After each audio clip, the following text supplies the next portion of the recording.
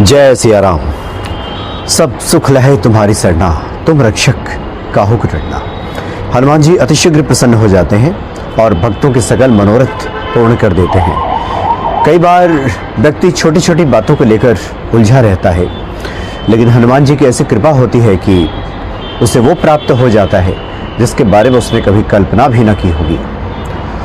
कई बार जब बाबा नीम करौली जी महाराज का जिक्र होता है, जब उनकी चर्चा होती है, तो ये बात अक्सर सुनने को मिलती है कि जो बाबा जी के भक्त हैं वो कभी अभावों में नहीं रहते। सभी सुखी संपन्न लोग हैं जो बाबा के भक्त हैं, और जिन लोगों ने भी भक्ति शुरू की है बाबा जी की, वो स्मृति में जिनके बने हुए हैं बाबा जी, वो विश्वास रखें आने वाले दिनों में बहुत सारी चीज़ें बदलने वाली हैं। पहले भी ऐसा होता रहा है और आज भी ऐसा होता है। हल्द्वानी जब आप जाएंगे तो वहाँ पे एक बड़ी सी दुकान है मिठाई की, हल्द्वानी में स्टैंडर्ड स्वीट हाउस वहाँ पे उसके मालिक हैं लाला राम किशन। तो लाला राम किशन जी का जो किस्सा है वो बड़ा दिलचस्प है। लाला राम किशन जी बिल्कुल, उनकी गिनती पहले निठल्लों में होती थी, कोई काम धाम नहीं करते थे।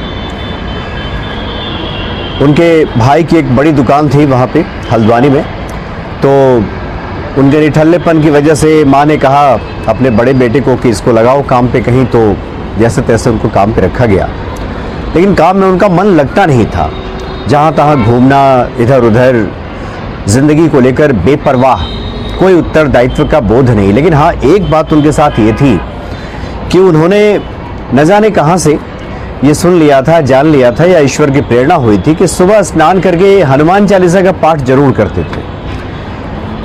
तो एक बार की बात है कि जो उनके बड़े भाई हैं लाला राम किशन की, उनके बड़े भाई नानक स्वीट हाउस उनका है, तो वो एक बार गए वहाँ पे कैची में बाबा के दर्शन के लिए। बाबा ने उनसे बातचीत के क्रम में पूछा कि तुम्हारा छोटा भाई रामकिशन क्यों नहीं आता, जबकि रामकिशन से बाबा की कभी भेंट नहीं हुई थी। तो घर वालों को बड़ा आश्चर्य हुआ कि बाबा रामकिशन के बारे में पूछ रहे हैं, वो तो बड़ा निठल्ला है। तो कहा घर वालों ने कि बाबा जी हम लोग तो उससे बहुत परेशान हैं, वो बिल्कुल निठल्ले व्यक्ति हैं, कोई काम नहीं करते। जैसे तैसे उनको लगाया है मिठाई की दुकान पे, मिठाई बनाना उनको सिखाया जा रहा है, लेकिन फिर भी वो टिक करके काम नहीं करते और बहुत बातूनी बड़ी बड़ी बातें सिर्फ करते हैं, लेकिन काम से कोई वास्ता नहीं है। तो बाबा नीम करौली जी महाराज ने कहा कि कोई बात नहीं, अगली बार उसे लेकर हमारे पास आना। तो ठीक ऐसा ही हुआ। परिवार के लोगों ने बहुत जल्द कार्यक्रम बना लिया, 10-15 दिनों के भीतर ही, कि पुनः बाबा जी के दर्शन के लिए हम जाएंगे कैंची और वहाँ बाबा से भेंट होगी। और नैनीताल में जो बजरंगगढ़ में वहाँ जो हनुमान जी का मंदिर है, वहाँ पे दर्शन के लिए परिवार अक्सर जाया करता था। तो 10-15 दिनों के भीतर ही पूरा परिवार रामकिशन को लेकर के, जिनको दुनिया ने ठल्ला मानती थी, बाबा जी के पास लोग गए। बाबा जी को प्रणाम किया रामकिशन ने। तो बाबा ने कहा कि मेरा एक कहा मानेगा, तुम करोगे मेरी बात, जो मैं कह रहा हूँ वो तुम पूरा करोगे? तो रामकिशन ने बेपरवाही से, निठल्लेपन में कह दिया कि हाँ बिल्कुल हम कर देंगे। बेपरवाही से कह दिया, कोई जिम्मेदारी का भान नहीं था, बस कह दिया कि हाँ बाबा मैं पूरा कर दूंगा। तो बाबा ने कहा कि हनुमान जी के लिए 1.25 मन लड्डू बनाकर लाएगा, हनुमान जी को भोग लगाना है। अब रामकिशन ने सोचा कि यहाँ 1.25 किलो आटा तो है नहीं, और यहाँ बाबा कह रहे हैं 1.25 मन लड्डू। लेकिन अपनी बेपरवाही में उन्होंने कह दिया, भीतर से तो उन्हें लगा कि कहाँ से संभव हो पाएगा, उनके पास तो कुछ है नहीं, 1.25 किलो आटा नहीं है और यहाँ 1.25 मन की बात हो रही है। उन्होंने कह दिया कि ठीक है बाबा हम लाएंगे। लेकिन न जाने क्या ऐसी बाबा की प्रेरणा रही कि 2-3 हफ्तों में उन्होंने थोड़े थोड़े लड्डू बना बना के, जैसे तैसे जो भी उनको मिलता था खर्च के लिए, उन्होंने लड्डू बनाया और 1.25 मन लड्डू तैयार कर लिया। 1.25 मन यानी 40 किलो का एक मन होता है, 50-52 किलो लड्डू उन्होंने जैसे तैसे बना लिया। लड्डू पुराने भी हो चले थे, क्योंकि जिस लड्डू को बनाने में 3 से 4 सप्ताह का समय लग जाए, तो कुछ लड्डू तो उसमें पुराने हो ही जाएंगे, वो खाने योग्य भी नहीं बचेंगे। लेकिन बाबा ने कहा था, तो रामकिशन ने वो लड्डू तैयार किया और बाबा के पास पहुंच गए।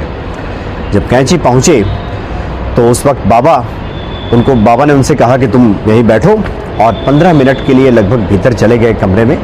फिर 15 मिनट के बाद जब बाबा आए तो कहा कि चलो भोग लगाओ हनुमान जी को, और हनुमान जी को भोग लगा दिया गया। और उसके बाद प्रसाद वितरण भी हुआ, लोगों ने लड्डू ग्रहण भी किया, और वहाँ पे भंडारा चल रहा था। तो रामकिशन के मुख से निकला कि बाबा क्या मुझे यहाँ कोई काम मिल सकता है क्या? मैं चाहता हूँ कि कोई मुझे यही काम मिल जाए। बाबा ने कहा कि नहीं, तुम नौकर क्यों बनना चाहते हो, अब तो तुम मालिक बनोगे। और बाबा ने कहा कि तुम अपनी मिठाई की दुकान शुरू करो हल्द्वानी में, और उस मिठाई की दुकान का नाम रखा गया स्टैंडर्ड स्वीट हाउस। रामकिशन की कोई माली हालत ऐसी नहीं थी कि मिठाई की दुकान शुरू की जा सके, लेकिन बताते हैं रामकिशन जी कि कहाँ से ऐसी पूरी व्यवस्था हो गई, ऐसी प्रेरणा हुई बाबा की, लोग आते गए, पैसा जुटता गया, और अब स्थिति ऐसी हो गई, ये अब तो और भी बड़े रूप में वो दुकान हो गया होगा, लेकिन जब इस बात का जिक्र हुआ तो उस वक्त भी उनकी मिठाई की दुकान में 10 लोग काम कर रहे थे, 10 कारीगर वहाँ पे मिठाई की दुकान में काम करते थे।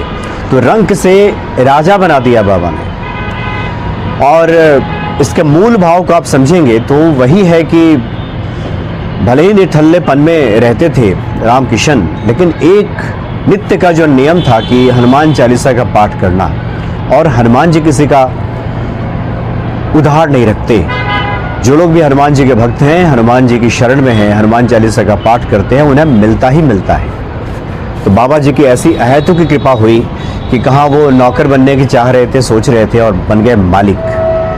स्टैंडर्ड स्वीट हाउस ये हल्द्वानी में है, और बड़े अद्भुत ये किस्सा है। तो ऐसे न जाने कितने किस्से लगातार सुनने को मिलते हैं बाबा जी की कृपा के, कि जो लोग रंक से राजा बन गए, जो लोग रोगी थे वो निरोग हो गए, जीवन में जो कुछ भी चाहिए सब उन्हें प्राप्त हो गया।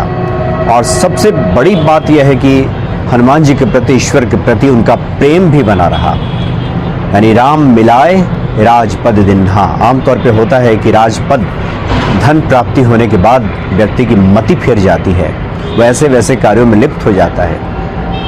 लेकिन जो हनुमान जी के भक्त हैं, बाबा नीम करोली महाराज को जो याद करते हैं, उनके जीवन में ऐसा नहीं होता।